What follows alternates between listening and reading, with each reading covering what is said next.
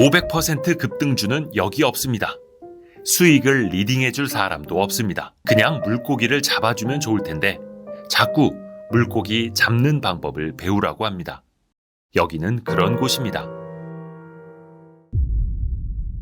전쟁터 같은 시장에서 살아남기 위해 스스로를 강하게 만들려는 사람들, 계좌에서 실시간으로 변하는 수익률보다 장기간 꾸준히 성장하는 자신의 모습을 사랑하는 사람들, 현명한 투자자들이 모인 공간, 와이즈 클럽. 지금 함께 하시죠. 고정 댓글에서 확인하세요. 술도 결국 조금 차분하게 만드는 그런 물질이거든요. 또 사람들 술 먹으면 막 업되던데요? 그 경우는 그 히스 레저 같은 경우가 자살이다라고 했었는데 좀 더 조사해보니까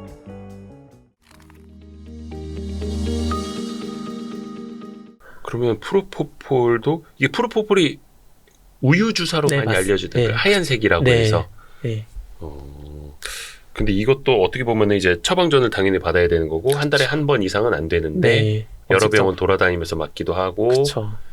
편법을 쓰기도 하고 네. 가명 써서 막 하기도 하고. 네. 근데 그냥 그 정도로 좋아서 뭔가 빠져든다라는 걸 텐데 네. 잠을 잘 잔다, 개운하다 라는 것 이상의 뭔가가 있는 거 아니에요? 거의 그럼 이제 이걸 마약처럼 찾게 되는 거. 그 마약 그 프로포폴도 이제 향정신성 의약품으로 분류가 돼 있고 큰 틀에서 마약류에 포함이 되거든요. 우리가 흔히들 마약이라고 부르는 게 크게 세 가지 범죄에서 있는데 네. 마약류 관리법 큰 틀의 마약류고 이제 마약 그다음에 향정신성 의약품, 대마 크게 세 가지거든요. 네. 프로포폴도 그 정도 급에 준하는 약이고 우리가 굉장히 까칠하게 관리를 해야 되는 거죠. 그 약들의 특징은 뭐냐면 이제 중독성이 있어요. 중독성이 있고 그 다음에 금단 증상도 있고 그 다음에 신체에 심각한 위해를 가하거든요. 부작용도 있고 그러다 보니까 사람들도 궁금해한 거죠. 궁금해요. 왜 이렇게 마약에 빠지는 걸까? 프로포폴뿐만 아니라 대부분의 마약들을 해당하는 게 결국 이제 신경 전달 물질로 보통 이야기를 하거든요. 마약은 예를 들어 몰핀이다 하면은 아편이라고 하면 아편 수용체를 건드리는 물질이거든요. 네. 원래 우리 내인성 아편들이 있잖아요. 엔돌핀이라고 하죠. 네. 어떤 그런 게 작동하려면은 엔돌핀은 이제 고통을 이기기 위해서 네. 즐거워지고 막 기분 좋아지고. 그렇죠. 한 30km 달려야만 분비되는 건데. 아, 그래요? 아편 주사 한 방 맞으면 그럴 필요 없거든요. 혹은 몰핀 주사, 헤로인 주사 한 방 맞으면 30km 안 달려도 그 이상의 많은 엔돌핀, 그 이상의 많은 효과를 볼 수 있는 거죠. 몰핀, 엔돌핀처럼 작용을 하면서. 그러다 보니까 사람들이, 편하네, 더 좋네. 그리고 그 쾌락은 일반적으로 생각하는 것보다 훨씬 더 크거든요. 그러다 보니까 사람들이 빠져들게 된다는 거죠.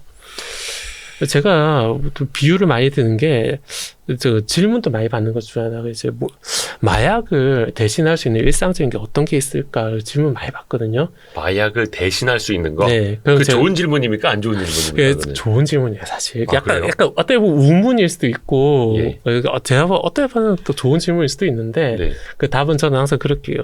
마약을 대신할 수 있는 건 없다. 라고 이야기하죠. 워낙 효과가 강하기 때문에. 근데, 마약이 작동하는 걸 보면 아까 엔돌핀이라고 했었잖아요. 네. 엔돌핀의 효과를 대응할 수 있는 물질이다라고 했죠. 엔돌핀의 효과를 조금이나마 느껴볼 수 있는 건 있어요. 어떻게 하냐면은 예를 들어 30km 달린다. 러너사이 힘들죠. 네. 그죠? 안에 딱 웃잖아요. 그죠? 네. 그 30km 어떻게 달려요? 좀 간편하게 할 수 있는 게 뭐가 있냐면은 우리 몸을 굉장히 쉽게 간편하게 하지만 힘들게 하는 게 뭐가 있냐면은 이 역설적인 게 뭐냐면 매운맛이에요. 매운맛? 매운맛이요. 우리 몸을 좀 고통스럽게 하는 거예요. 그러니까 앉은 자리에서 주문해가지고 매운 짬뽕을 먹으면서 엄청나게 매운 건 사실 고통과 연결되거든요. 그쵸. 그 신경 전달 회로가 거의 똑같아요. 네. 그러면은 짬뽕 한 그릇 다 비울 때쯤에는 엄청 매워, 뜨거워, 막 땀 뻘뻘 흘리는데 시간 지나면 그게 생각이 나요. 우리 매운맛이 중독되잖아요. 다 먹고 나서. 네, 다 먹고 나서 생각나는 게 그런 거예요. 그러니까 이 매운맛이 중독되는 것도 정말 적은 엔돌핀이거든요. 매운맛에 이제 캡사이신이라고 하는데 캡사이신에 의한 엔돌핀 분비는 학계에서 어느 정도 좀 공인이 되고 있거든요. 그래요? 네. 그 정말 간단하게 엔돌핀 정말 극미량 느끼는 것도 매운맛에 중독이 되고 사람들이 갈수록 자극적인 매운맛을 찾게 되잖아요. 그러면 그것과 비교해다 줬을 정도의 마약이라고 생각을 해보세요. 정말 엄청나게 빠져들 수밖에 없는 거죠. 이게 참 매운 음식 잘 안 좋아하는 사람 입장에서 별로 공감이 안 돼가지고 그러면은 죄송스럽긴 한데. 매운맛 말고 또 엔돌핀이나 도파민 나올 수 있는 게 도파민도 비슷하거든요. 네네. 그 도파민 나올 수 있는 게 뭐 음악을 듣는다든지 모차르트 교향곡 들으면은 수면제 아닙니까?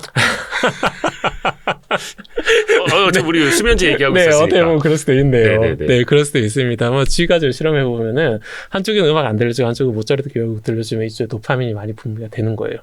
난 그 모차르트 음악을 G도 좋아하는 거예요. 한마디로 이야기해서. 그 정도로 동물한테 실험해도. 네, 그렇게 해도 도파민이 좀 나오는 거예요. 그러니까 우리가 음악, 중독성 있는 음악이라고 막 이야기를 하잖아요. 네네네. 그런 것들도 다 어떤 백그라운드가 아. 있더라고요. 그러니까. 중독성 있는 음악에 네. 나도 모르게 도파민이 네. 나올 수 있는. 네. 근데 그 엔돌핀은 우리 네. 예전에 많이 들은 게 웃을 때 많이 나온다는 거 그거 아니에요? 사실 좀 달라요. 즐거울 때, 네. 웃을 때? 그러니까 정말 즐거울 때 나온 건 그때 도파민이라고 봐야 되고요. 예. 그 엔돌핀 같은 거 우리 몸이 좀 힘들 때 예. 그걸 이겨내고 나와서 좀 근데 기분은 좋아져요. 그러니까 어떤 보상 체계라고 봐야 되죠. 엔돌핀은. 그러니까 예전에 90년대 엔돌핀 뭐 엔돌핀 치료 뭐 네. 그런 이야기 웃음 많이 치료 했어요. 막 이런 웃음 거. 치료 이야기했었잖아요. 그거는 조금 관점을 좀 달리 봐야 돼요. 엔돌핀이 나오려면은 엔돌핀들 우리가 뭐 주사를 맞았다고 해서 엔돌핀이 막 효과 발휘한 것도 아니고 그럼 뇌에서만 나와야 되는데 나오게 하기도 힘들고 그거 하려고 이제 마약 맞는 거거든요. 마약을 쓰는 거거든요. 결국 돌고 돌고 돌아서 네, 마약이 되는. 뇌로 잘 들어가는 엔돌핀이라고 봐야죠. 그 아. 위험한 물질이죠. 엔돌핀은 보통 이제 고통을 극복했을 때 네. 나온다. 그 정도 생각하죠. 마약 이야기는 조금 이따가 한번 더 네. 자세히 한번 여쭤볼게요. 네. 일단은 우리 수면 이야기 하다가 졸피뎀, 네. 프로포폴 이렇게 가버렸는데 네. 반대로 저는 이제 술을 잘 못해가지고 네. 한 맥주 한 캔? 오. 반 캔? 먹으면 그때 졸려요. 아, 그래요? 네, 졸려요. 네. 이게 술만 들어가면 이제 잠이 온다라는 분들은 네. 어떤 뭐 다른 기전이 있는 건가요? 아니, 술도 비슷해요. 술도 결국 뇌의 그 신경 회로를 조금 차분하게 만드는 그런 물질이거든요. 그러니까 술은 화물이 너무 작다 보니까 그 기전을 명확하게 연구하지는 못했어요.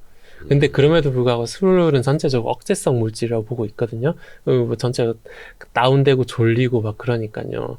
그는 저만 그러고 어떤 사람들 술 먹으면 막 업되던데요? 그 경우는 이제 억제성 신경 자체가 억제된 경우죠. 그런 경우 나중에 올라갈 수도 있죠. 근데 그것도 보통은 억제가 먼저예요.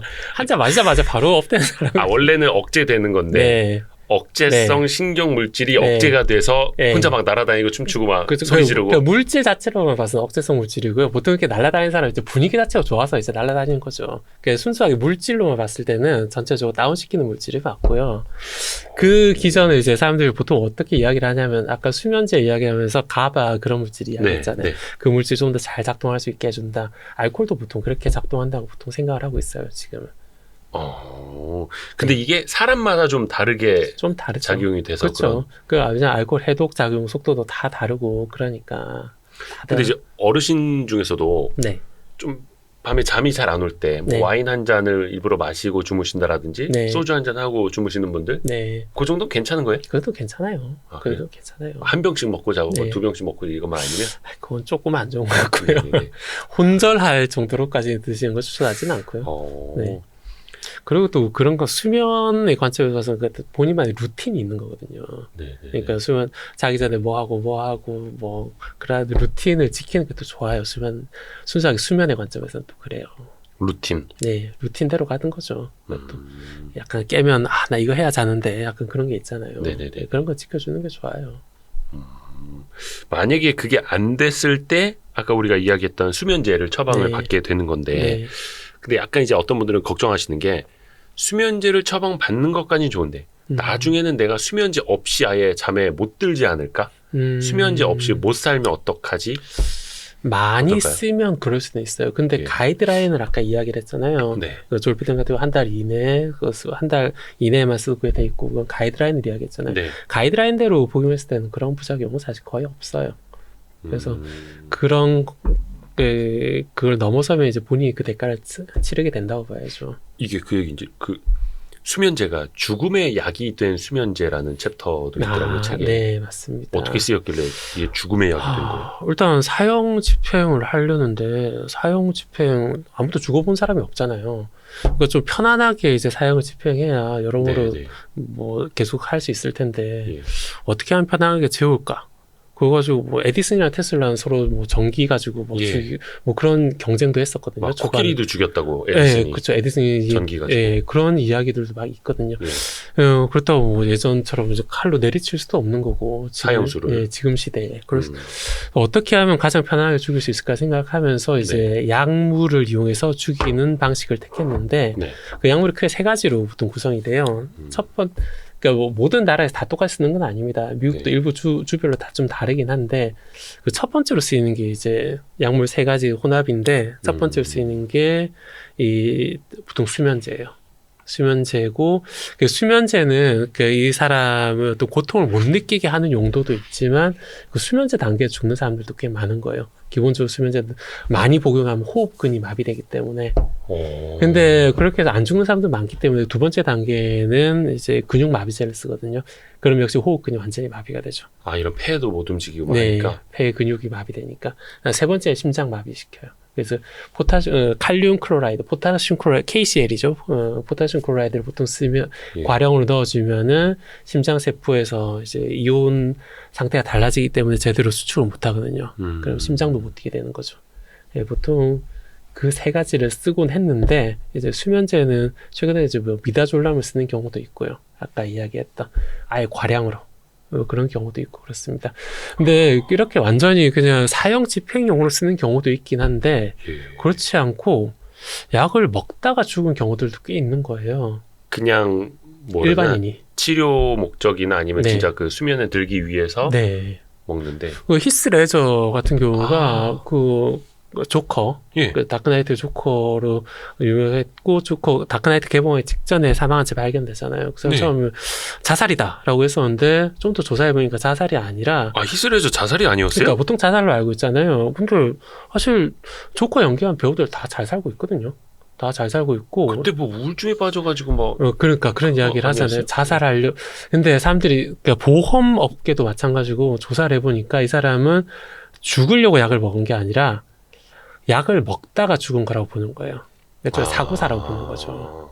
이런 경우에는 약물로 인한 사망으로 볼 수가 있는 거죠. 그러니까 본인이 어쨌든 죽으려고 까지 선택한 건 아니라고 보는 거죠. 그 사인을 조사해보면 이제 수면제 5개와 그 다음에 다른 알약 하나, 수면 유도제 좀 약한, 네. 그 다음에 아편계, 그러니까 몰핀계, 마약류 수면제 2종이 있고, 그 다음에 미다졸람이나 비슷한 형태의 수면제가 3개가 있거든요.